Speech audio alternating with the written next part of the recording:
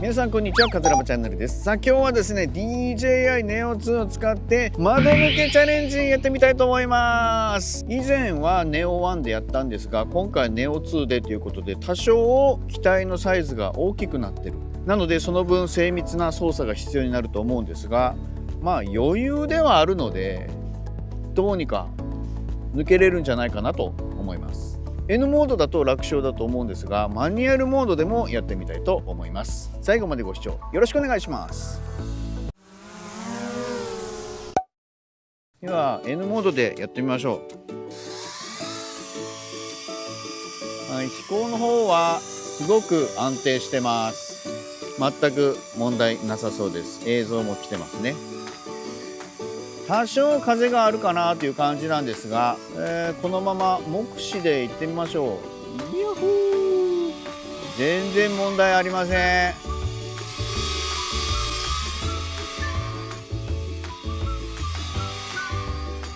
このままバックでいけるのか。ちょっとブレてるけど、いけました。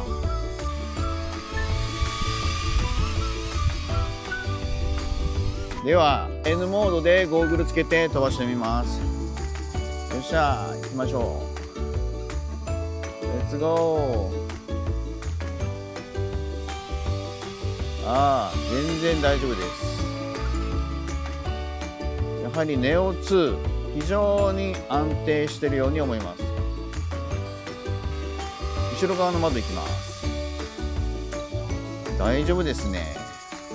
Neo 2は操作性が上がってるように感じます。っていうのもゴーグルの中の映像が二軸にカメラがなったことによって全くブレずに飛ばすことができます。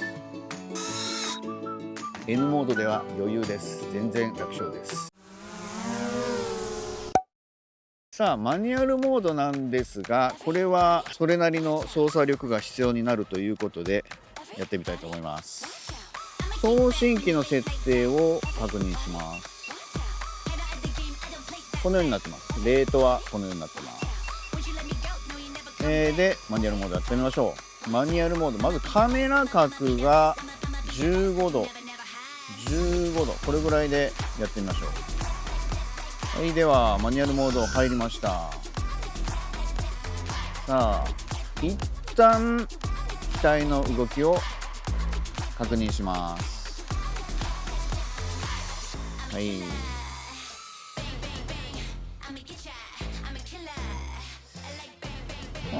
まあこんな感じですね。これでじゃあ抜けてみましょう。レッツゴー。わあ、いけました。いい感じ。結構ねやっぱ狭い。これは非常に狭い。よし、ではもう一度よっ引っかかりました。ちょっと右引っかかりました。機体は大丈夫です。やっぱ難しいですね。今回はマニュアルモードでのリベンジいきたいと思いますが、でマニュアルモードで角度はそうですね、13度ぐらいにしておきましょう。これでやってみます。はい、マニュアルモード入りました。さあ今日は風がないということでリベンジできるかという話なんですが、一旦車の周りをくるっと回ってみて、で窓の中行ってみましょう。いけるかな。よいしょ。うわあ、今日はいい感じ。ただいま無風です。やっぱ無風だと飛ばしやすいです。風があると難しいですね。このチャレンジはできるだけ無風な時にやりましょう。さあ反対側やってみますか。反対側もいけるか。いけますね。ちょっとカメラに近づきます。よし、もう一回いきます。さあ集中です。集中して操作もいい感じ。今日は調子がいいです。リベンジ達成。さあ後ろの窓も行ってみます。はい、行きました。自分の操作技量とそして集中力が問われる操作になっております。なんかこう体が揺れそうになりますが、なんとか調子いいですね。やっぱ風がないのでやりやすいで、操作もしやすいです。調整がしやすいって感じかな。多少風があるとその当て舵を当てないといけないので、その分が大変なんですよね。いけます。いい感じです。リベンジ達成。よかった。なんとかなりました。よし、無事です。